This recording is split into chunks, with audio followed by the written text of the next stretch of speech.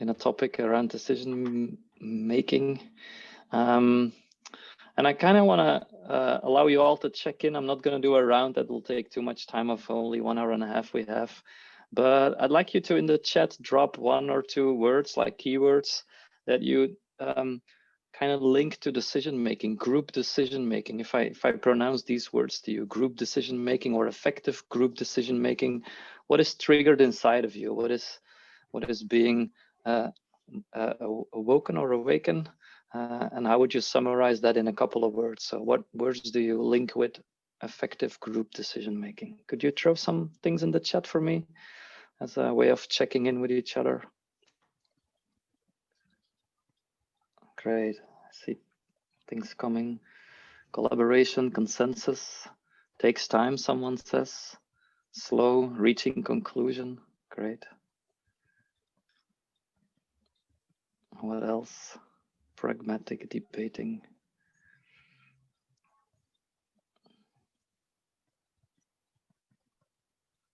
How do you get everyone heard? That's a good question. Should you even get everyone heard? Is a question we'll answer later in this session. Hard to be certain or clear whether we have true agreement. What does that mean, true agreement, actually? That's a great question. Something I'll touch upon later. Bike shed, I don't understand because I'm not a native English speaker, so I guess that's... That might not be common to everyone. It's a term in software engineering. Okay, and what does it mean? It means when there's an important thing to talk about, like how you're going to build a bike shed, you just discuss what color you're going to paint it, which is the least important thing, and everybody gets stuck on that. Okay, so getting lost in details, or okay, now I get it. Yeah, great. Accountability with a question mark. I guess we'll make that an exclamation mark by the end of the session. Great, thanks for that, all of you. And so all of you have found the chat. If there's any, during this session, any urgent question, something that you need to understand to be able to continue, please just shout out. I'll try to keep an eye on your pictures, so waving might help, but if that doesn't do the trick, then just shout. If there's a less urgent question, then please drop them in the chat. And I'll keep an eye on them and might link to them at the appropriate time, or at the end when there's time left, we could also look into these questions and try to answer as many of them as possible. All right. I'm going to be very brief about myself. I've been an agile coach for years, and then grown into more of an organizational or leadership coach, and helping people mainly in Belgium where I live. So I'm in Belgium right now, helping people and organizations to become more agile, but also to become more self-managing, and helping leaders with doing the culture change that is necessary. So that's why I'm so interested in a topic such as decision making, because that's where or how power gets distributed in an organization, right? So decision making is really crucial in all these kind of things. I prepared a presentation for you guys, which I'll run you through, and I've tried to make a combination between a little bit of theory and background. So I'll be introducing a bit first, and then I'll pull you guys in an exercise, because I think a demonstration, that's what we'll do on a fake subject. Let's say we're going to do a real life exercise to demonstrate the decision process I'm going to teach you guys, because my aim is that you can really, after the session, go out there and try it. So we're going to show it by the demonstration. I'll involve a couple of you in that demonstration. And then afterwards, I'll go through the process, explain anything you need to start practicing. So that's why the balance I'm trying to find, a little bit of theory, a bit of practice, and then whatever you need to understand to get going in real life. Does that sound good? Okay, cool. I'm going to share screen with you to show the presentation. So if that works, you now see my title page, correct? Yes, great. So why is an effective group decisions? And to start off, I'd like to make a statement saying that our world, organizations, projects, things we do are complicated. Think I'm right? I see some people not, yeah, complicated. Some people say no. Mark think it's not complicated. And I also don't think it's complicated, right? I think our world and organizations and the projects we do or not complicated, but complex. I'm not going to go into too much detail, but the Kinevan framework is behind all this. Complex meaning that things are not predictable or not always predictable. Not all cause and effect relations can be predicted. Complicated means something is hard, but an expert can be called in, can think and analyze stuff, make a perfect plan. We execute the plan and done. Kind of like building a Swiss watch. You can perfectly analyze and predict how things are going to happen, build the thing and done. But forecasting the weather or building software is complex, so not predictable. And therefore we need a different approach. And it's to that approach that I want to link decision making later on, so stick with me. So if they're complex, we need other ways of dealing with things. People of you that are familiar with Agile are gonna fully be aware of this, and I might not even tell a lot of new things, but I want to link it to decision making soon. And I think we need to consider everyone as an equivalent sensor in an organization or a team, even any kind of context. What does that mean? A sensor is someone that, or something that senses things, right? And the things I'd like people to sense in organizations are tensions. And for me, attention is not a negative word or a negative thing. It's a neutral word. It's merely the difference between, or perception of a difference between what is actually happening right now and how did I envision the now and the future. So the difference between what is and what should be.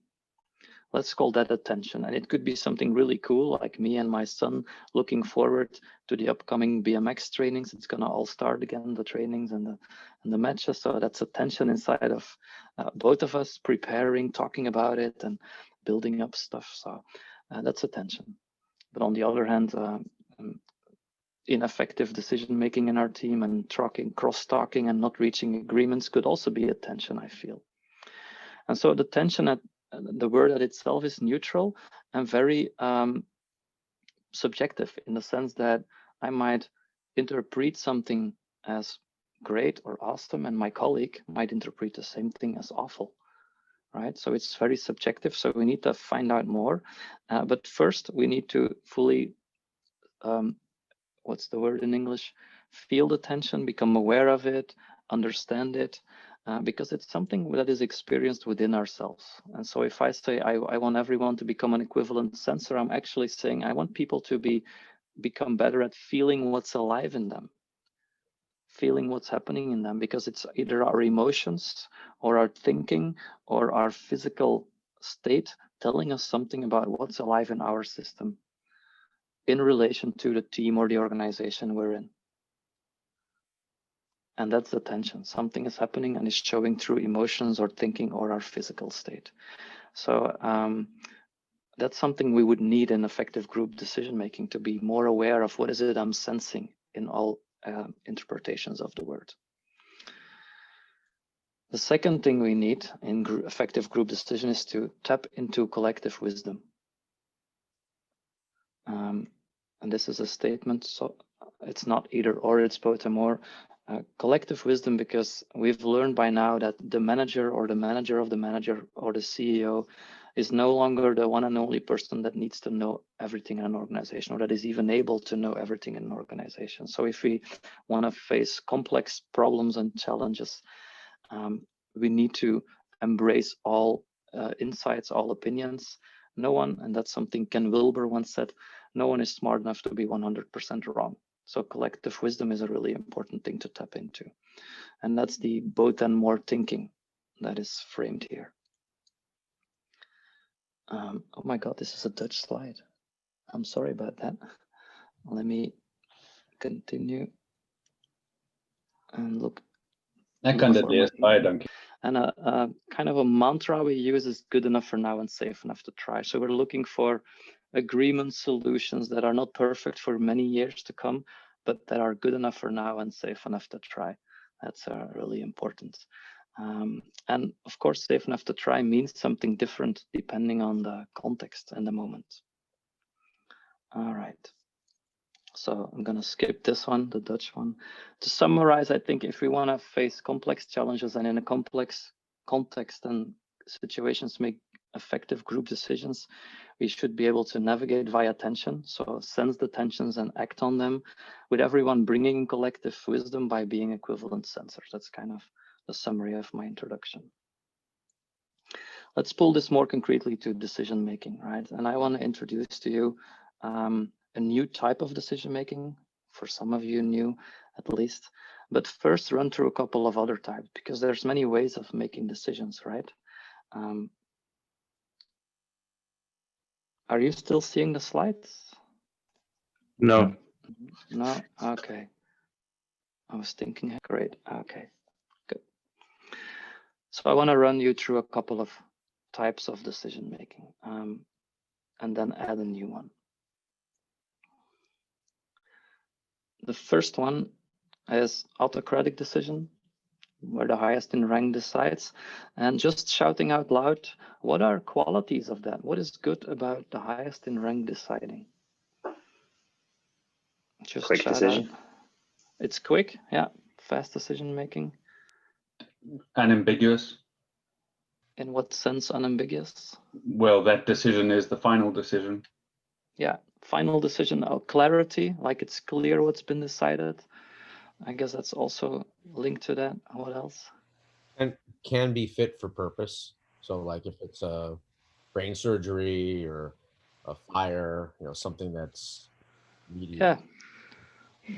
And I think you're linking to two very specific cases, right? And one of my best friends is a fireman, and I when they're out on an intervention, this is the kind of decision making they need because of the speed, the clarity, and all these kind of things, right? So I'm agreeing with you there. Of course, we all know shadow sides of this, right? Could you name a few? What's drawbacks or possible risks or shadow sides? The highest ranking person might not be in the best position to make the decision, so you might get a bad decision. Yeah, maybe not the smartest decision. He's not the person with his feet in the ground, knowing most of the topic to decide on, maybe, indeed. So not necessarily the best decision. What else? One data point. Only one data point, so only one opinion or one set of data. Yeah, I agree. Not tapping into collective intelligence. And emotionally draining for people not making the decisions. So could be emotionally draining in the sense that they're not involved, they don't feel involved, the information they might have is not included, less support or buy-in afterwards, these kind of things, right? Yeah. More of a dictatorship. Great. Excuse me, more? So it becomes more of a dictatorship. Yeah, indeed. And of course, we're taking the end of the spectrum here, because even if I'm using autocratic decisions being the highest in rank, I could consult all you and based on that form a conclusion, and that's a lot better than just deciding on my own, right? But we're pulling into extreme here to compare. Let's look at another type, which is majority vote, meaning we have one or two or three or four options, we vote and the majority wins. What's good about that?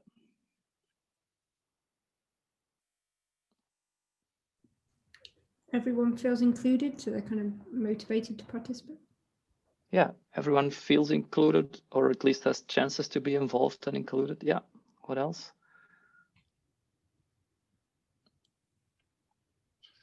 Could be that 48% feel hard done by and 52% feel like they had made the choice.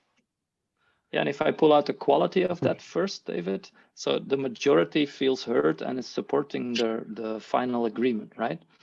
Yeah. And you're also, of course, linking to a shadow side. Yeah. What else is good about it before we go there? What's another quality of majority voting?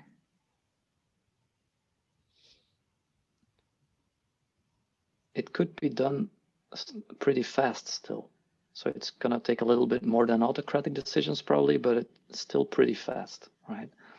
And then what's the drawbacks, David? You were referring to one, or possible drawbacks? So the people that didn't vote for it, they feel hard done by. Yeah, and it could indeed be 48 or 49% of the group that does not feel heard, that does not feel recognized, and might not actively be supporting or even sabotaging the final agreement, right? Yeah. Just have to look at the US presidential Yeah. situation. Indeed. Yeah. Any other shadow sides or possible risks? Creates winners and losers. Yeah, winners and losers might polarize stuff, polarize people. Indeed. Yeah, I agree. You have a free rider problem. And what's a free rider problem? Well, I mean, if there's such a binary large choice and you don't either care or don't feel representative in either choice, you could choose not to participate. Yes, and you might mentally or physically bail out, and I agree. Yeah, and something else I link to this is that usually creativity and innovation does not lie in the majority. Yeah, it's typically tend to push everything to the mean, right? Yeah, you end up with an average, or it's not all of us suddenly realizing that the earth was not flat, right? It's one weird person thinking of such things. So that's the minority we kind of ignore in this system. All right, let's continue. Also, isn't it, Aaron? Isn't that a strength also? Is that in a way it's squared, you know, that the reversion of the mean becomes such a dominant component that, you know, if 40, 50, 60% are in that center, then that gives a lot of scaffolding. It gives it a lot of density. Yeah, I agree. And that's a strength or a quality. Yeah. And that's also one of the reasons I'm listing these, because all of these types have their place and their time. So one is not necessarily better than the other. It's about consciously choosing which one to use in what situation, right? The third one I'd like to dig into is consensus. And as a definition for consensus, I would say that if we reach consensus, that means we have heard all of your wishes and stories and ideas. We've come to this final agreement to which all of us say yes. So let that be the definition of consensus. Then what's good about that? What's the quality of this?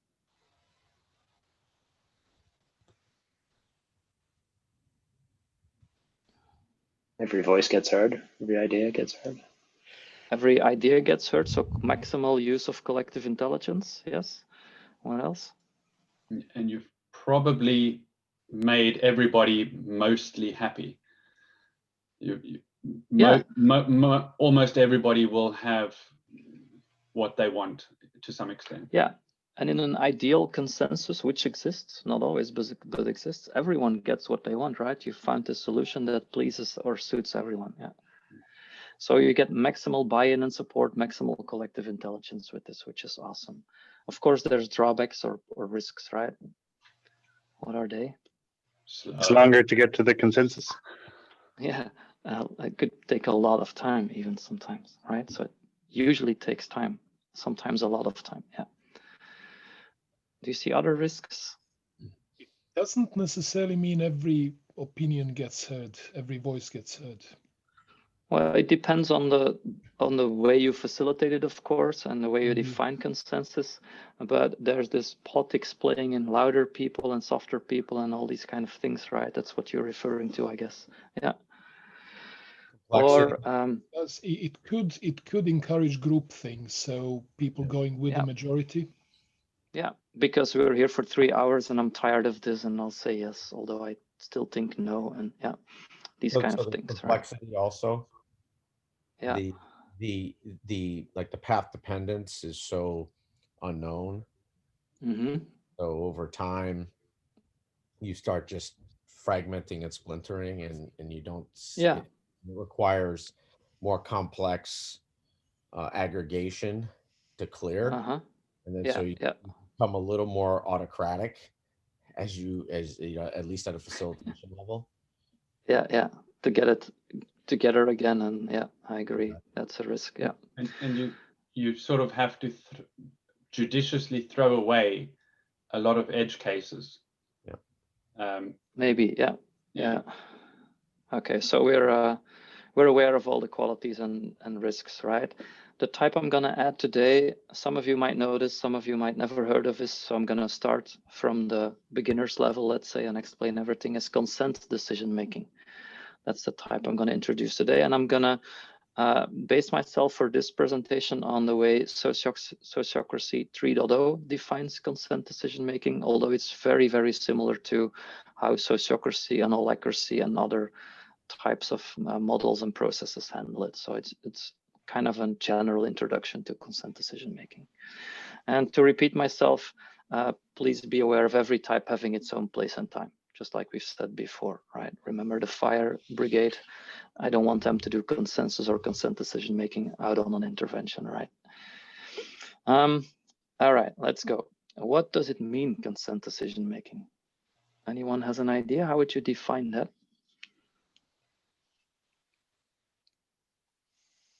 No ideas or hunches? I'll hazard a guess. Great. I'm going to guess that authority is delegated in some way to somebody who acts autocratically, but on behalf of a representative. No, actually not. But what you are describing, Derek, is another pattern of sociocracy and a typical good thing to do. But then typically it's these representatives you're mentioning that come together to use consent decision making. So that might be something you combine with this. Yeah, definitely. Yeah. But in its strict definition, consent decision making is not seeking all yeses as we are in consensus, but is just like in consensus, putting a proposal in the middle of the table and then seeking no's between brackets, because it's not a real no. We're looking for objections. That's a keyword. So the question would be, are there any objections to this proposal? But then we'd have to be clear on what it means to find objections, right? The first thing I'd like to say is that we're looking for a proposal that is good enough for now and safe enough to try. Remember, inspect and adapt, frequently improve. We're not looking for the perfect solution for the next 10 years, but we are looking for an agreement that is good enough for now and safe enough to try.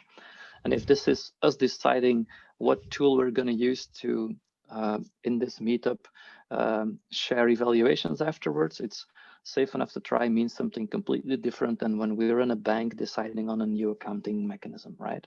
So what good enough for now and safe enough to try means, actually, in the details, is totally context dependent. But we're not looking for perfect, we're looking for good enough. And so the question, any objections, raises this thinking. Is the proposal good enough for now? Is it safe enough to try? Or to frame it differently and showing you the definition of an objection, do I see a reason why the proposal that's on the table would lead to harm being done or undesired consequences being triggered? Do I see a reason that the proposal would lead to undesired consequences? Or do I see a reason why, with a small adaptation, with minor effort, we could have a huge worthwhile improvement? That's also enough reason to trigger or raise an objection. So in consent decision making, we're not listening to all voices or people. In some ways, and I'll get to this a bit later, we're getting to a proposal, and then we're checking for objections to see what wisdom is missing. And there's a fundamental difference with consensus, because at first sight, it might not seem so different, right? Looking for all yeses or looking for no's, but there's a fundamental difference, and that is about where the power lies, where supremacy lies. So where is the power concentrated? And if we look at autocracy decision-making, highest in rank decide, where is power concentrated? Where lies supremacy? Any idea?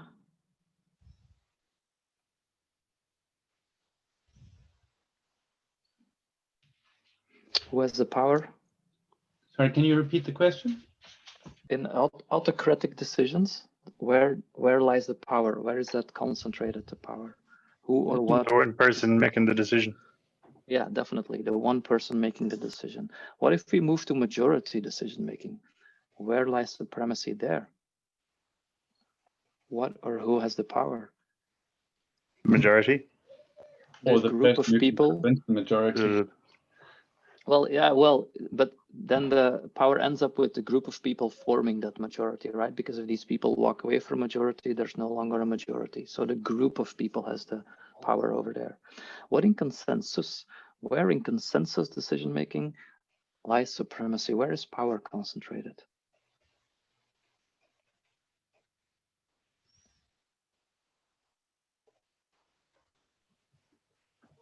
It's Is also it everybody? Yeah. Everybody? Well, About the most convincing people? Not necessarily. The group but it's has definitely, don't they?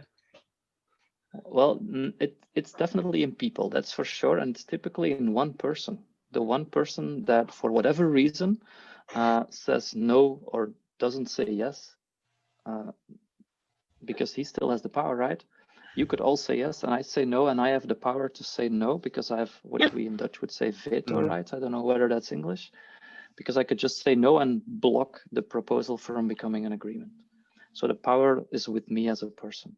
And this shifts in consent decision making because the power shifts from the person to the argument or the reason. That's why this definition says an objection is a reason why the proposal would lead to undesired consequences. And there's a story I often tell because that's the point in time where I really understood this on a deeper layer. I have a 9-year-old son, and back then he was 6 or 7. And of course, I'm practicing all these things with my kids at home. And I was with the 2 of them. I also have a younger girl on a Wednesday afternoon. And I said, hey guys, I have a proposal for this afternoon. Let's go to the library because we need to bring in the books to avoid some fees for being late. We'll go there. I'll take some drinks. We'll go to the playground afterwards. We'll pick up a friend of my son, take him home to play for the rest of the afternoon. And my son gets really mad at me, says that's a lousy idea, runs up to his room and slams his door even. So definitely a no, right? So a possible objection. So I go upstairs, knock on his door. He slams it again for a few times. But he doesn't have an objection because he's just saying no. And he doesn't have the power if I want to be in equivalence with them deciding in consent on this, right? So I say to my son, Janus, that's his name. Janus, that's not an objection, right? You know, I've explained, you need to show me the reason. You're angry, there's a no, but I need to find out the reason behind the no. Otherwise, it's not an objection. I'm going to put you in the car and we'll drive up to the library, right? So I'm inviting him, first friendly, of course, to look behind this no. And after a while, he opens up his door again and he tells me, look, Dad, at school, we're doing a little investigation thing on dinosaurs, and I don't want the dinosaur book to go back to the library because we're not finished yet. And at that point in time, he had an objection. Only then it became an objection, a true objection. Because no is not an objection. We're looking for the reason, the wisdom that is emerging behind or through that objection. And so at that point in time, I said, okay, good. Then let's find the both and more solution, because I want to bring in books to avoid fees, have a fun afternoon. You want to continue your dinosaur research. How do we do that? Of course, we found a solution by, is it prolonging in English, that book and bringing in the other books. And so it was easy to find a solution, but that was only possible because he was willing and able to go behind his no and come up with the reason. And it's maybe a silly, easy example, but at that point in time, I understood, okay, as long as he just says no and slams the door, that's not an objection. And I was willing and intending to put him in the car and just drive to the library if he wouldn't have come up with the reason. So that's important to realize, and that's a big difference with consensus and the other types of decision making, that the supremacy, the power shifts to the reason. And that's hard, right? Because there's been situations where I said in my own team at Eileen, my home organization here in Belgium, I said, no, that's not a good idea. I object. And then they said, great, Jef, why? And I was like, well, I don't like light blue. I think dark blue is nicer. Okay, Jef, but that's not a reason, right? What unintended consequences are going to happen because of light blue? What's going to be wrong with light blue? I said, no, nothing. I just prefer darker blue. No, Jef, that's not an objection. So this process is challenging me, inviting me to dig in. Why white blue? Is that just my preference? Is that what I'm used to? Is dark blue any better or worse? What's going to happen with dark blue? And then I needed to conclude, no, nothing wrong with dark blue. It's just not my preference. So I don't have an objection. That's important to realize. So this is also keeping preferences and ideas and habits out of the decision-making process and the arguments. Okay. Does that make any sense to you guys if I explain this? Yeah, great. right? Can you already feel how this is a mirror for me and other people, showing us what's happening inside, or at least inviting us to go inside and feel into what's happening? Great, because for me, that's an essential part of this process, to become more aware, awareness, consciousness, become more aware of what is driving me, what are the reasons, what is it I need, what are the needs behind this. That's really important.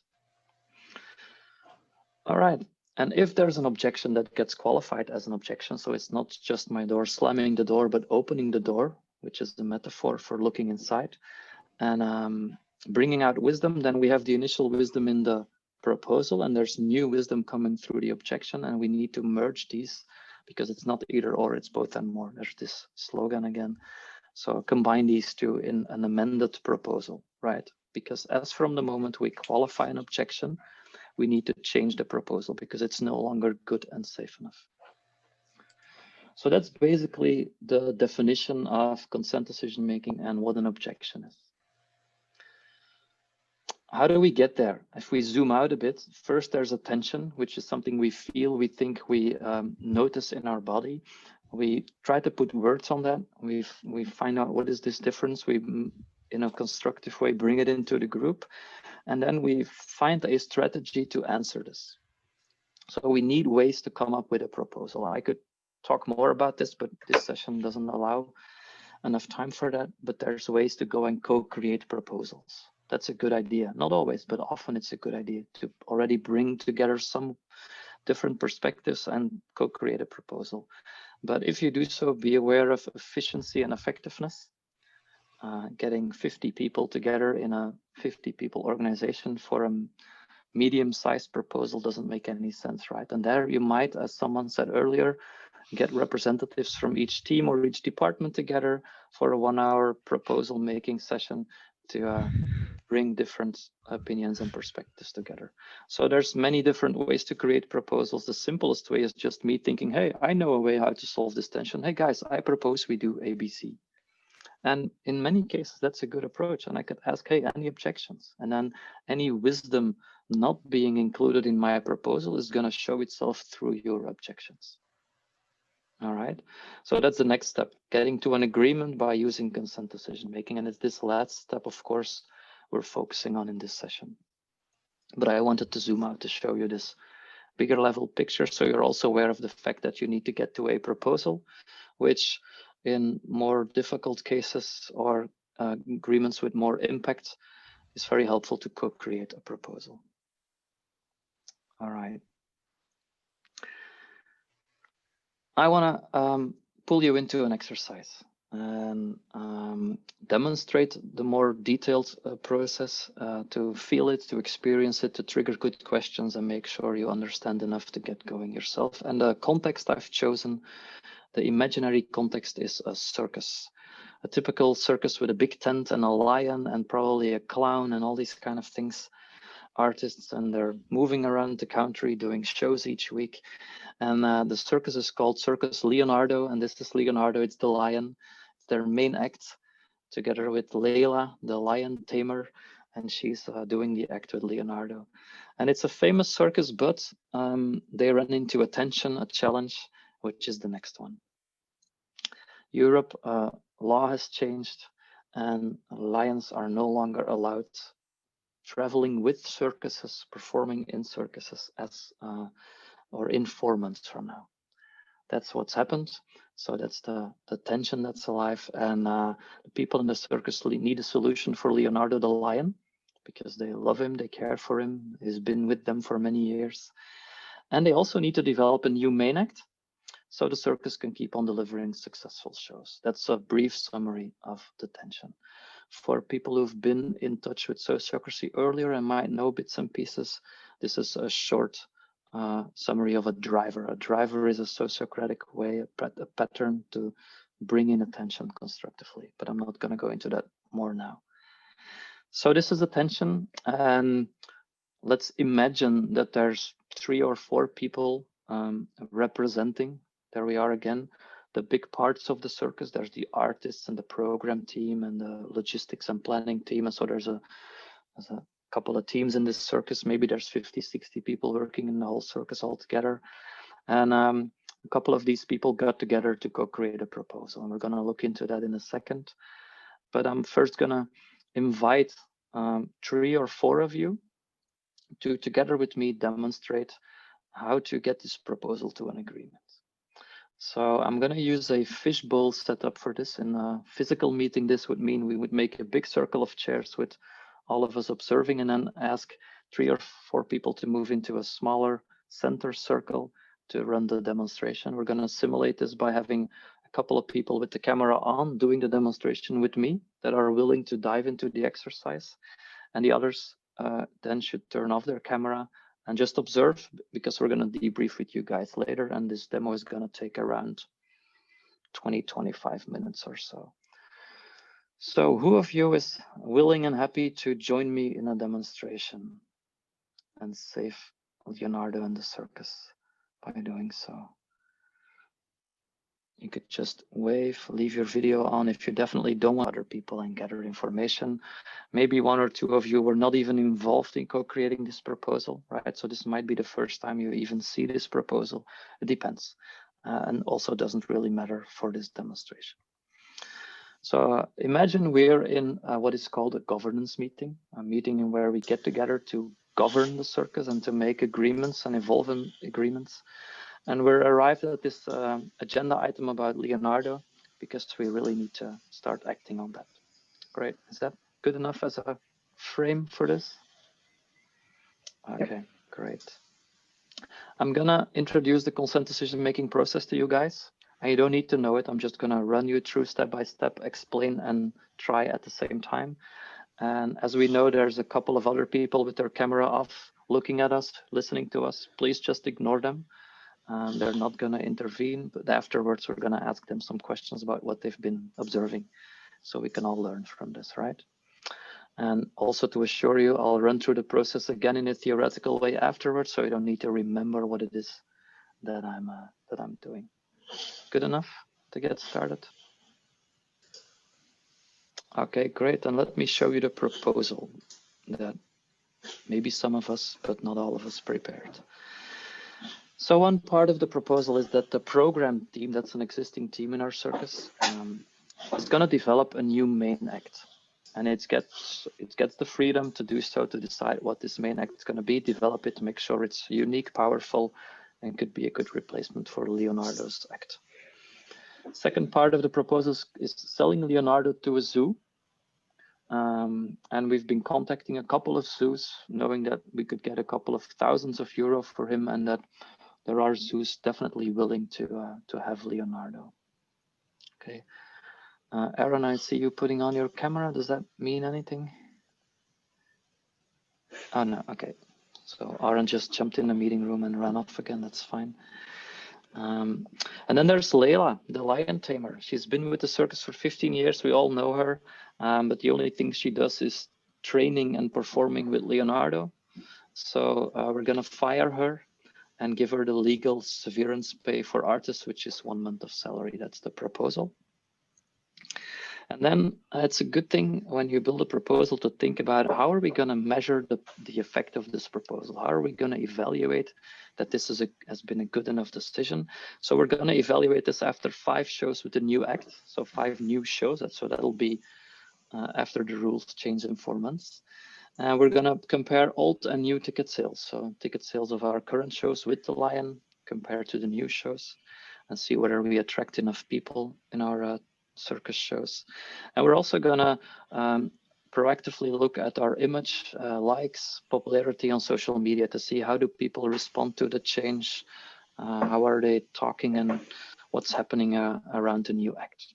That's also what we're going to evaluate. So that's part of the proposal. Great. So now we're gonna go into the process. And actually we already took 2 steps implicitly, one being naming and confirming the tension, saying, hey, is this something we need to work on? I just skipped through that because we assume it's really important. And then I presented the proposal to you guys. So that's typically the 2 first steps of a consent decision making round. Checking the driver or the need or the tension, and presenting the proposal. So now I'm going to pull you into the next step. And the next step would be not to ask whether there's any objections. That's too soon. That'll be something for 2 steps ahead. The first thing I want to do is make sure we understand this proposal well enough to be able to bring in objections later on. And I'm not looking for why questions, like why did you decide to sell to a zoo and not some nature reserve? Not the why questions, but the what does this mean questions. So the question would be, what is written on this slide? Is this clear enough for you? Do you understand what's written on this proposal? And I'm gonna use a round, and a round is a facilitation technique to make sure that within equivalence, everyone gets heard and it's smooth and effective. And I'm just gonna go around the circle. And so Drew is sitting right next to me. So Drew, do you have any clarifying questions on this proposal? Yeah, when we say to a zoo, do we mean, which zoo do we mean? Not yet decided. Any zoo. We've contacted a couple, so we know there's going to be interest from zoos. So we know it's going to be possible, but no proposal of which particular zoo. Yeah. So please notice that I'm not making up things here. I'm just saying what's in the proposal. And if something is not in there, I'm just saying, hey, we didn't think of that, or not yet decided. So not part of the proposal. This is not us shaping or changing the proposal. It's just clarifying what's there or not there. So thanks, Drew. I'm going to get back to you for more later. So I'm going to keep on doing rounds until there's no clarifying questions. If you don't have a clarifying question, you just say that you'll skip your turn. So Derek, any clarifying questions? No, I don't. Great, thanks. Mark, what about you? I was wondering what considerations were made by when thinking of the proposal in regards to Leila. So okay, and that's for me a why question. And it's not a wrong question, Mark, definitely not, but these are kind of tricky questions as they could pull us into objections, right? So I'm going to propose to stay out of those answers and just ask, let's talk later about that if needed, but do you understand what is said here, that we're going to fire her with a 1-month salary severance pay? Is that clear enough for you? What's going to happen? All right. Okay. All right, cool. And maybe we'll get back to this later, Mark, but we'll see in a later step. Any other questions? I'm gonna just continue the round and end up with me. Any questions for me? No, I understand, no questions. Checking with Drew again. Drew, any more questions on your side? No, it seems good to me, yeah. Okay, any new questions, Derek? Good. Mark, any other questions from your side? No. No, okay. So no more clarifying questions. This means that this proposal is clear enough to continue with, all right? So that's the clarifying questions around. This helps us to understand the proposal and prepare for the next steps.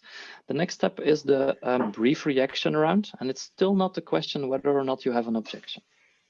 But first, I want to give all of us the time to feel into the proposal, feel into our initial reaction to the proposal, the first thoughts and emotions.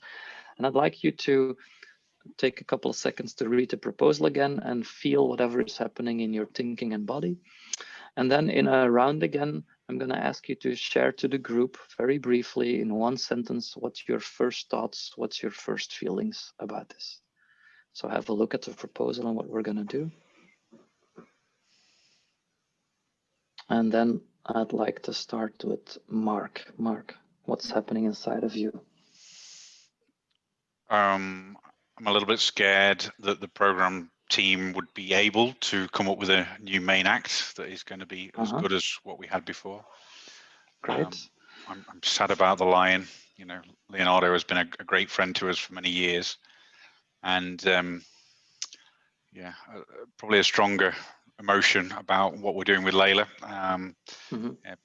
Almost shocked, but shocked about that. Okay, great. Thanks a lot, Mark. And we're not going to react to this. I'm just going to listen to each other one by one so that we could, in this way, ventilate what's happening, but also learn from each other. And I sit next to Mark in our imaginary circle, so I'll go next. And I share the same feeling about Leila that Mark has, indeed. But I'm also excited. We've been doing the lion thing for 15 years now, and I'm looking forward to something new and innovation, so that gives me energy. All right, Drew, you're up next. Yeah, my initial reactions were all the same as Mark, but your idea, revitalizing is also good. Okay, great. Derek, what's alive in you? Yeah, moving with the times and so on. I have concerns with Leila, but I'm also thinking about the financial side of things. Yeah, so okay. Okay, so also worried about financial, of what's the feeling around Well, financials? it's kind of make or break, right? I mean, we can measure our ticket sales, but if they're not good, it's at the end. Yeah. Okay, great. Thanks for that. So this was a round of listening into each other, and by touching all these different aspects, this is also going to help us bring better objections if they would be needed in the next step, because finally we're there. And so in a second, I'm going to ask you the question whether or not you have an objection. Remember the definition: an objection is not just a preference. It's a reason, an argument why this proposal is not good and safe enough. Good enough for now, safe enough to try. So a reason why this proposal could lead to or would lead to unintended consequences or harm, maybe. I'm not going to use a round for this because of equivalence. And if Mark is the circus director and he talks first, and Drew is the junior circus artist and he was bringing in an objection, but by Mark saying he doesn't have any objections, Drew doesn't dare anymore. We want to avoid these kind of influences, right? So I want you all to simultaneously show whether or not you have an objection or not. And if we would be sitting in real life, we could be using hand gestures, which I'm going to explain right now because they also work pretty well in an online situation. I've seen teams, and I'm going to try grabbing them, that have made these little cards. We've made them too for, hey, I don't have an objection, or yes, I do have an objection. So these are visual ways you could work with. But the typical hand signs would be that if you don't have an objection, you raise your thumb. Thumbs up means it's good enough for now, safe enough to try. It doesn't mean it's perfect, right? But I don't see any reason why this wouldn't be good enough. If I do think I have an objection, because it's something I'm not sure of, maybe I want to check, I want to qualify it together with you. I might be really sure, but I might not, it depends. I'm going to show that not with the thumbs down, right? Why not? Because that's giving a negative to the whole thing. Yeah, correct, Derek. Yeah, and an objection is not negative at all. It's wisdom seeking emergence. It's wisdom showing itself. So we should be embracing it and welcoming it, right? So an objection is something good. So we're showing it with an open hand, as if we're giving a gift to the team, right? Like a little present being in my open hand, you see? There's a third option. So I might consider and think, oh, I don't have an objection, but there's something I'm a little bit worried about, a concern I have, and the proposal is good enough, but I still want to say something or bring something in. Then I'm going to raise a concern by wiggling my hand like this. And this is saying I don't have an objection. So if we have a plane to catch and there's no objection and only concerns, we're done. We have an agreement. We're not listening to the concerns and we're getting on our plane, right? I'm going to tell you how to listen to concerns later on, but for now you need to know it's not an objection. So if you doubt between having a concern or having an objection, bring in a possible objection. We might discover it's only a concern or even nothing at all. And I'd rather have that than you not bringing it in. Clear? All right, great. Good. So let's breathe a couple of times while reading the proposal and feeling into your body and your thinking whether or not you think you have an objection to this proposal.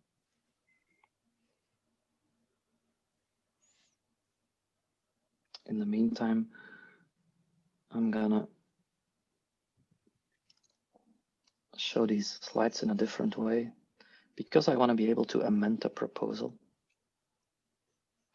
So now you see the same slide, right? But with a stack of yellow Post-its on top of it, ready to amend things. Let's together show our fist if we're ready, if we know what we want to bring in. And on the count of 3, let's show whether or not you have any objections. So 1, 2, 3. All right, so I see 4 people each having 1 or maybe more possible objections. That's great. Probably too many objections to finish in time, but this is an exercise context, so that's not a problem at all. But I at least want to resolve 1 or 2 objections to practice the process, right? So let's see. I'm gonna, as a facilitator, not listen to all these objections right now. I'm gonna pick one randomly. We're gonna resolve that objection and then always get back to this point where I ask to all of you, considering the entire proposal, any objections remaining, right? Because resolving 1 objections might remove 1 or 2 other objections, but resolving 1 objection could also trigger new objections. So we're always getting back to this point. So I want to start with, for instance, Mark. Could you pick your most important objection you have, possible objection, and explain to the group what it is and what's the reason behind it? It's Leila. She's a lion tamer. Lions are no longer going to be able to be tamed. So no longer can she not be a lion tamer in our circus. She can't be a lion tamer anywhere. Given that, I think she's being treated by this proposal too harshly, given her years of service. Okay, great. And what's the consequences of that we want to avoid? What's going to happen if we do this? There's 2 things that spring to mind. One of them is the consequences on her. She could be destitute. Yeah. And I would personally wouldn't want to see that. The second one could be image, the circus's image. You know, Leila might have to sell her story to the media, and that will put us out of business as a circus. Yeah, good. So that's very well formulated, Mark. What Mark didn't do is go into strategies, and that's awesome. Sometimes people say, well, I don't want to fire Leila, I want to do ABC instead. And then I would have hold back Mark and say, well, what's the reason? But Mark very nicely sticked with the reasons and not the strategies or the alternatives. So the reasons we hear is we're being too harsh on Leila, and it's not good for her, and she's been here for a long time, so we want to respect her. And on the other hand, it might be bad for our image as a circus. That's the 2 reasons you brought up, right? Mark, am I summarizing well enough? Good. Yep. Great. Any one of us that is not understanding these reasons, you might disagree, but do you understand the reasons Mark is bringing in? Derek and Drew? Yeah, me too. That's the first step of qualifying this possible objection. So Mark has a possible objection. We're now qualifying this, checking whether this is just a no or Mark has opened the door and brought out a good enough reason. So we understand it. And then I'm going to ask you, does any one of us disagrees with these arguments, with these reasons, fully or partially? Anyone disagrees? No, says Drew. I don't disagree too. Derek also not. So this means that as from now, Mark no longer has a possible objection, but all of us together, the 4 of us, have an objection. So this proposal is no longer good enough or safe enough. We need to amend it. And we need to find a way to amend it. And the most easy way typically is to ask the person bringing in the objection whether he has any ideas. But if Mark doesn't have a clue how to resolve it, we're going to help him come up with ideas. So there's no obligation towards Mark to resolve his own objection, right? So, but let's try. Mark, any ideas about what, and this question is important, what is the most simple or minimal amendment, the smallest amendment to this proposal that would resolve your objection? And I'm asking for the smallest one because I want to stick to good enough for now, right? I don't want to make the perfect proposal, but a proposal that's become just good enough for now and safe enough to try. So Mark, any ideas on your side or not really? I mean, I can think straight away of a big idea, but you asked for a small idea, so I won't go there yet. But is there something this will need to be refined, but is there something, if we did let Leila go, is there something that we can do to help her retrain or something like this? Maybe even help her find a new position somewhere else. Okay, so I'm gonna write that down on a post-it. I'm simulating a post-it here because I'm amending the proposal, but I'm not gonna type it into black text already because we didn't agree on the amendment yet, right? So how would you summarize that in a couple of words? Help Leila to retrain or give Leila? Yeah, help Leila retrain, yeah. In order to find a new job, right? That's what we're doing this for or not, yeah. Okay, so instead of just firing her, the amendment that we want to include is we're not just firing her, we're also going to help her retrain and find a new job. Correct, Mark? Yeah. Good. So, and this is going kind of next to, I'm not going to put it on top, but next to this part of the proposal, right? So now we're going to zoom into this yellow post-it, and I'm going to ask you guys whether any one of you objects to this amendment, only the amendment. So maybe Derek and Drew and I were having a possible objection about the program team or selling Leonardo, but that's not what we're talking about now. I'm talking about only this yellow post-it, only adding to help Leila to retrain and find a new job. Any objections to this? Yes. Okay, so Derek has a possible objection to the amendment we were building. Great. Derek, could you please explain? I don't disagree with the retrain and find a new job, but I believe that we should be doing that within the circus itself. Given her long years of service, I believe we should help Leila retrain and find a job within the circus. Great. And I'm going to ask the what if we don't question, because this is a strategy and I want to understand more of the reason. So what if we wouldn't do that? What if we just train her to find a job elsewhere outside of the circus as we amended this proposal? I believe that losing her from the circus is going to cause disquiet amongst the other circus employees. So the reason would be kind of pushing Leila outside the circus and retrain her for the outer world is going to cause disquiet, you said? Well, she's such an integral part of the staff and the people. Yeah. I don't think that they will see her retraining and pushing out as positive. She might, but they won't. So it's going to be having a negative impact on the morale and the circus team if we don't find a chance for her within the circus. That's what you're saying. So all of us, do we understand this reasoning of Derek? Just not yes or no? Yeah. Anyone disagrees with this? Anyone thinks this does not qualify as an objection? I don't disagree myself.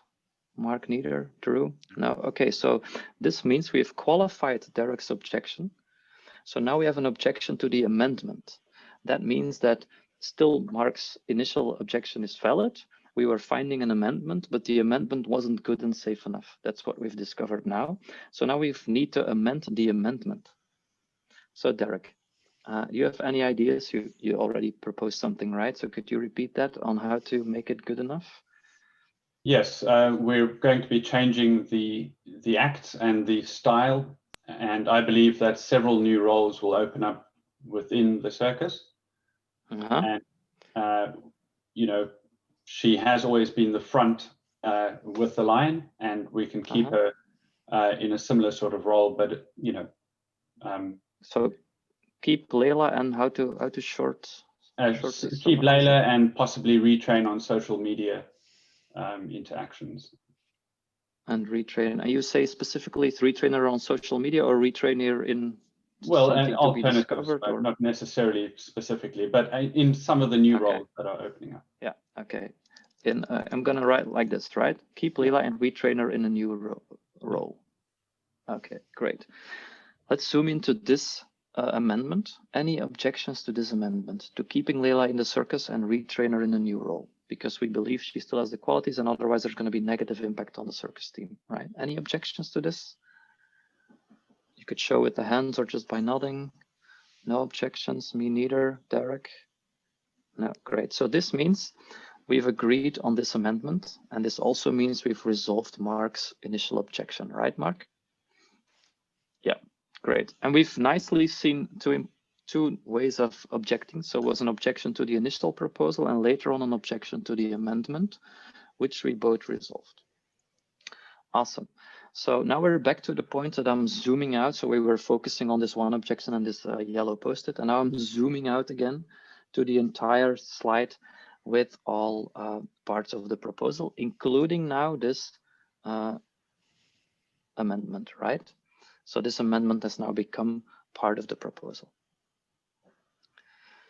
And I'm looking at time, and the end of this session is near, and I want to have time to explain the process and take questions. So I'm going to propose we fast forward this meeting and this process to the point where there's no more objections. So we're at the point that there's no more objections. We might have made one more amendment somewhere, right? Or two, I don't know. And so we're at the point that there's no more objections, but there might be concerns. Okay, so I'm asking the question, okay, the entire proposal, are there any more objections? Please show with your hands on the count of 3. Mark, are you ready? Great, 1, 2, 3. Okay, so I see no objections and only one concern. So what we need to do now is raise our hands because we've just made an agreement. There's no more objections. And that's what I'm wanna stress as a facilitator, that there was still a concern with me, but that is not keeping us from agreeing. So this has now become an agreement.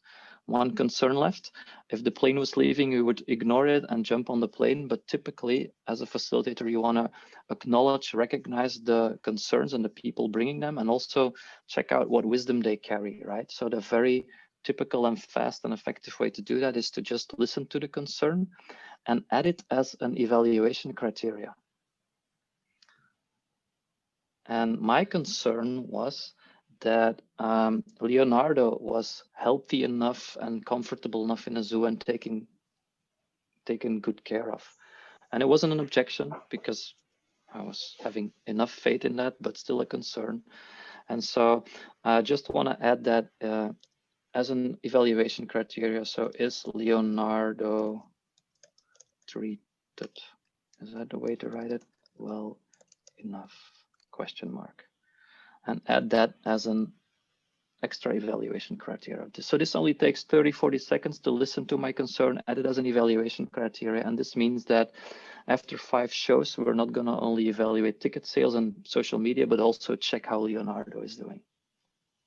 All right. And now we're entirely done. And I want to say thank you to you guys for being with me here, and invite all others to put the cameras back on again, please.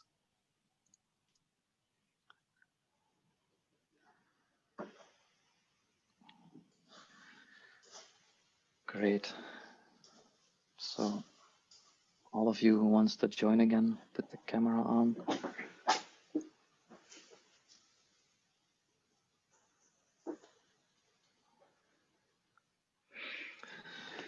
Great. So very brief, like in newspaper headlines, what did you observe as an observer? What struck you? What's still in your mind about this? What did you notice? Could you shout out some first reactions, please?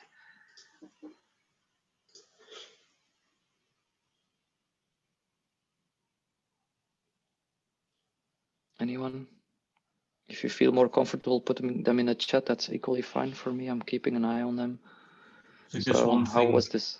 One thing I'd like to add, Jeff, it's just from experience of doing this myself in Be Liminal, it takes a bit of getting used to the first few times, but once you get used to it, actually the process is really, really quick. It doesn't have to take very long at all, even though it might seem that in the talk Jeff just did, but you can actually literally do these things in a few minutes. That's one thing to bear in mind when you get a bit practiced with that. Yeah, and that's because I was fully explaining every step and showing, and so that takes a lot of time in this demonstration, right? If we would have done this with our team, we would have needed 5 or 6 minutes for all of this, right? Yeah, I agree with that. Any other things you've noticed that struck you, or you're worried about even, or whatever? First reaction? You had come up with the proposal already. Is that generally done, or is it, do you use an ideation session to come up with the proposal, or? Yeah, well, it's necessary to come up with a proposal, and this could be done by one person thinking of something, or an ideation session, or a brainstorm, or whatever. The good thing to do is to always find the balance between time spent on a proposal, because you could spend a lot of time with a lot of people, but then you're actually consensus building while proposal creating, right? So make sure we typically bring 2 or 3 people together from different angles. We might use a technique such as proposal forming, which is a very specific pattern for doing so. Find ways to co-create a proposal. with part of the people and then bring more people together to do consent decision making. Yeah. So good enough for now, right? Yeah, definitely. Yeah. Well, the proposal should, if you create a proposal, you should have the feeling this could be good enough. If you're damn sure it's going to be good enough, then you've done too much work, right? Because then there's no value in harvesting objections anymore. So that's the balance you need to find. Yeah. Any other things you remarked? How is it for Mark, Drew, or Derek to be in there? I really liked how structured it was. I've been in sessions trying to accomplish similar things, but the structure hasn't been there, and the getting to that conclusion would never have happened. I am curious as to how well this works with a very complex proposal. Is it possible to apply the same principles? Yeah, so the same process, the same principles definitely apply. And what you're going to notice that it's requiring a bit of practice, of course. Like if we're introducing this to teams, we're not going to practice this on the most complex challenge first. But when people are used to this, it works. And one balance you need to find is how much time to spend on a proposal or not. If you, for instance, need to tackle a very complex problem and I'm the only one thinking about a proposal for 5 minutes at my kitchen table, I might get 25 possible objections, right? And then this is going to be a process that takes a lot of time. So I would never go into that as a facilitator. If I see 25 possible objections, I'm going to say, wait a minute, what's happening? Maybe we need to go. What is the kick out point? Yeah. Well, as a facilitator, I always check with the group. So I'm not making this decision. I'm checking with the group. Wait a minute. I see a lot of possible objections. You have 3, you have 1, you have 5, you have 4. Probably it's going to be more effective if we have 2 people bringing the proposal again to the drawing table and spending another hour on it. So I might quickly listen to objections as I did to the concerns here at the end, and then ask 1 or 2 people together to do another round on the proposal. Maybe that might be a good approach. Yeah. But a well co-created proposal brought to a group, even if it's a complex problem, could be tackled by the very same process we've just seen. Yes. And the process is going to help us to step by step take each objection and don't start mixing things. I hope you also noticed that you were only speaking when there's value to bring. So you might have had different ideas on how to address the challenge with Leila, right?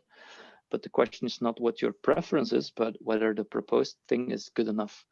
And that's a good way to stay out of consensus and also stay out of politics and preferences and these kind of things. Yeah. Anything else you want to remark? The thing that I wanted to, I guess where I got a little bit anxious in the process was around Leila, and you asked me what's the smallest thing that we could do, or the smallest amendment that we could do. Yeah.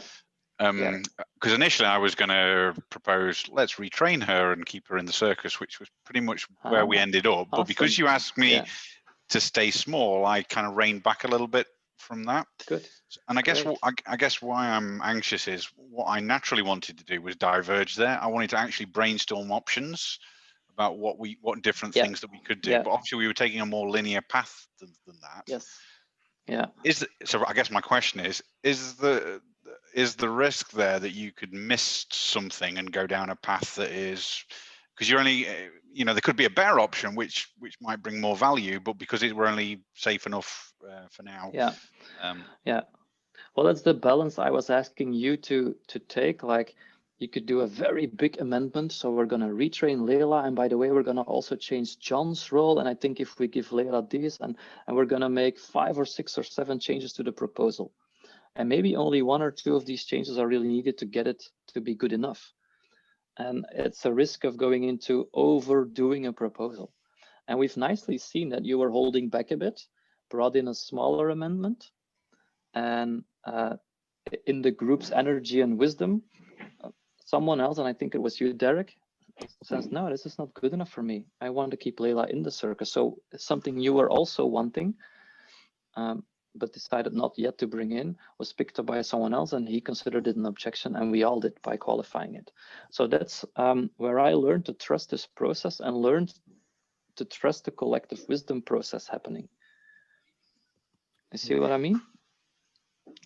So in this case, you could have also brought in the bigger thing of let's retrain Leila within the circus and we would have had no objections. But if you would have brought in let's retrain Leila and then she gets a 5-month probation period and then we're going to try option B and we're going to try 7 options and then at the same time need to change John's role and also make sure Harry's spending 8 hours on a week, blah, blah, blah. You were overdoing, right? And that's the big risk of not remembering people about good enough to for now and safe enough to try. And that's why I always ask, what's the minimal amendment, the minimal change we need for this to become good enough? Did that answer your question, Mark? Yes, it understands my question. It doesn't necessarily remove my concern that you could be losing an opportunity for divergent thinking. Okay. Yeah, I see. And then I invite not only you, but all of us to whenever we're in a consent decision-making process and you get this sense like, oh my God, we're losing an opportunity here, to name that. Because that could also be a possible objection. You could bring an objection and say, yeah, I think I have an objection. I think we're losing the divergent thinking here. We have the option to explore these 2 things. We're not doing that. I'm afraid we'll miss out on a huge blah, blah, blah. That's probably going to be qualified as an objection, you see? Yep. And that's why I, at the start of this session, spent some time on what's attention. It's something we feel, and we should be aware of that because it's typically something our body would tell us, right? So be attentive of that and bring it in as a possible objection. The worst thing that could happen, and that happens a lot, it's not a problem at all. Someone brings in a possible objection, explains to the group, and while explaining, maybe by explaining or by a couple of questions, we realize together, oh no, it's not going to help us. Or, oh no, now I understand. Maybe some new information is brought out and I realize, oh no, I no longer have a possible objection, right? So don't be afraid to bring in possible objections. Yeah. Okay, what I'd like to do now is return to the slides again to run you through the process again. I'm gonna first put on the right slide to not confuse you guys unnecessarily, and then share the screen again. So let's kind of summarize the process we went through, right? The first thing we did was becoming aware of attention, bringing it out constructively, and in whatever way, maybe co-creating or maybe not, get to a proposal, a strategy, one way to respond to this tension, right? So that's always the start.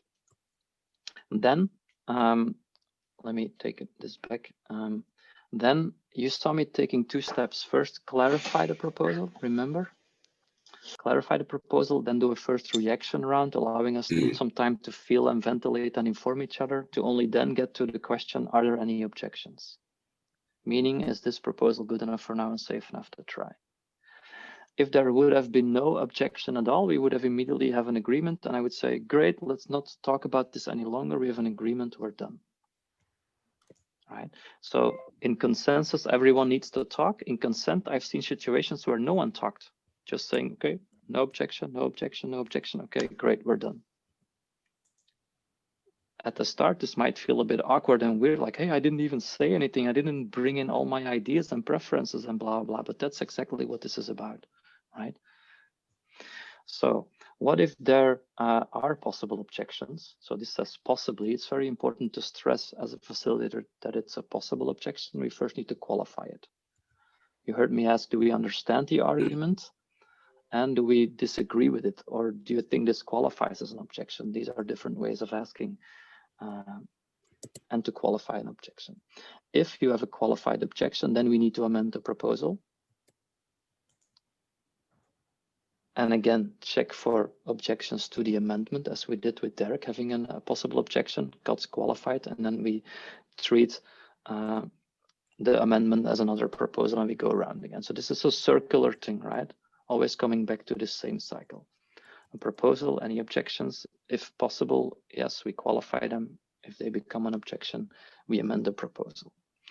And you do this until there's no more objections. And then you've seen me first celebrating, saying, yes, we have an agreement, to then check whether there's any concerns left and to quickly put them in the evaluation criteria.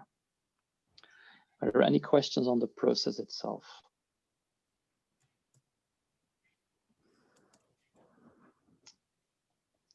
If so, go ahead. Derek, I don't hear you. Derek, are you talking? Because I don't hear you. Can you hear me now? Oh yeah, there you are. Yeah.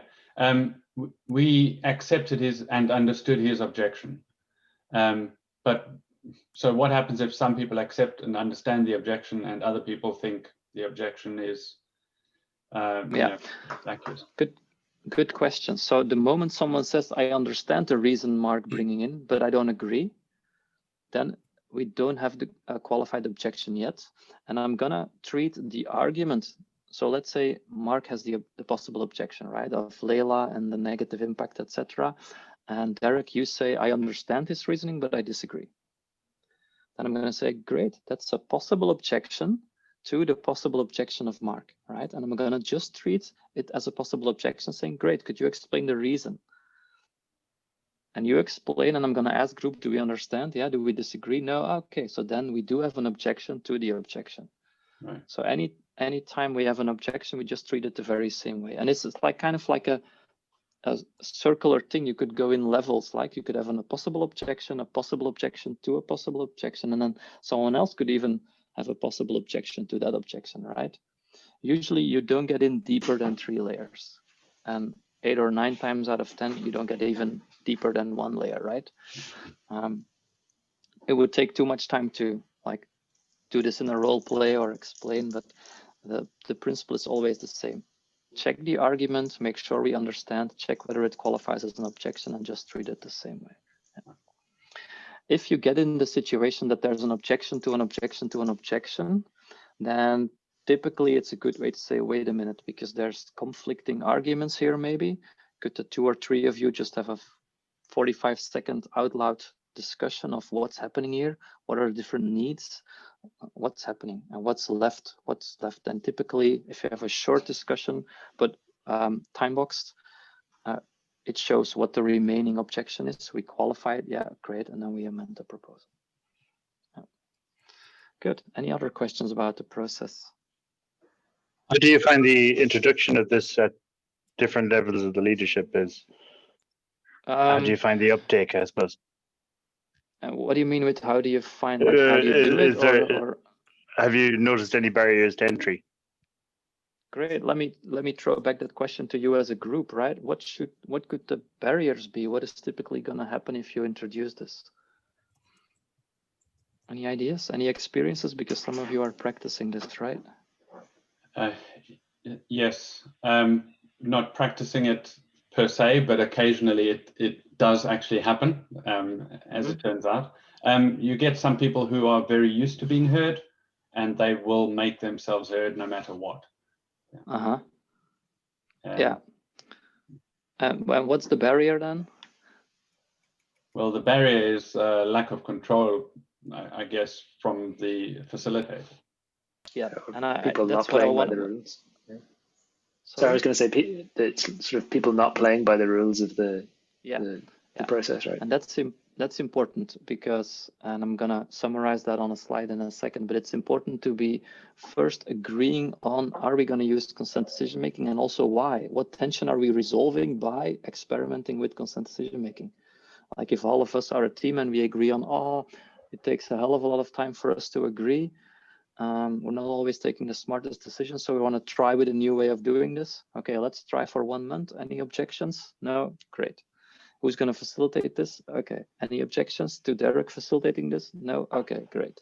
So the first consent decision I'm always making with customers is whether or not to pull in consent decision making. And then that's the base you could always get back to. And facilitation is important, but the process is more important. So facilitation is, most of my work is sticking with the team to the process. And sometimes I get lost and I just ask, oh my God, guys, where are we? And with teams I'm working with, I typically have the process on a poster, and I'm gonna send you the link to that poster with all the 8 steps in detail, a visualization of the process next to me on the wall. So we could always think, wait a minute, where are we?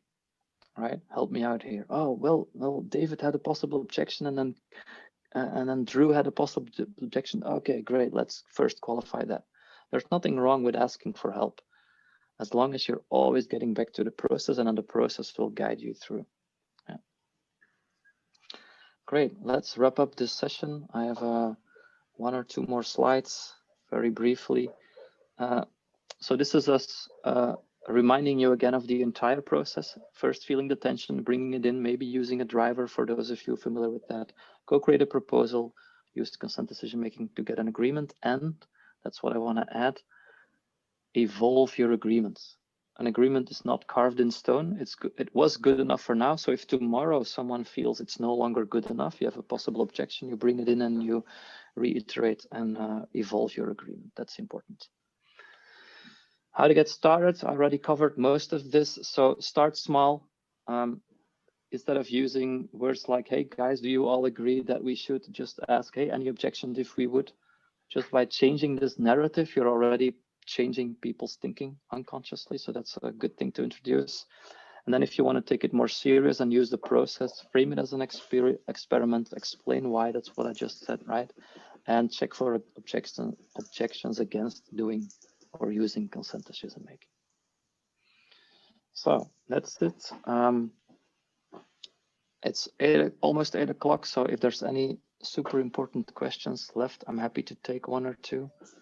I'm just scrolling through your pictures here, whether anyone has an important question remaining. No? Okay. Let's check the chat, whether there's any new ones. No? Great. What I want to show you is some resources to learn more. One resource is a book I wrote. It's a novel. It's a story about a company struggling with its own growth and getting slow and not so agile anymore. And they start implementing the Sociocracy 3.0 patterns. And please be aware that in this session, we only covered 3 to 4 patterns out of 75. They're not all about decision making. There's also patterns about organizational structure and peer development, etc. So we focused on some of the decision making patterns out of Sociocracy 3.0. Where can you learn more? Next to the book, it's the Sociocracy website.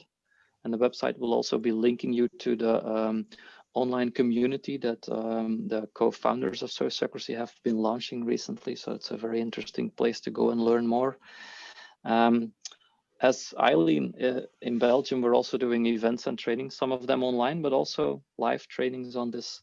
And as you're in touch with me right now, feel free to send me an email, drop me a line if you've been experimenting. I'm always looking for feedback, good or bad experiences. And if you have a short question I could help you out with, don't hesitate to get in touch. And the last thing I want to say is thank you. Thank you for spending an evening on this, investing in this. I'm curious what will happen. And also a big thank you again to Mark, Derek, and Drew for being in the demonstration with you guys. So thanks a lot.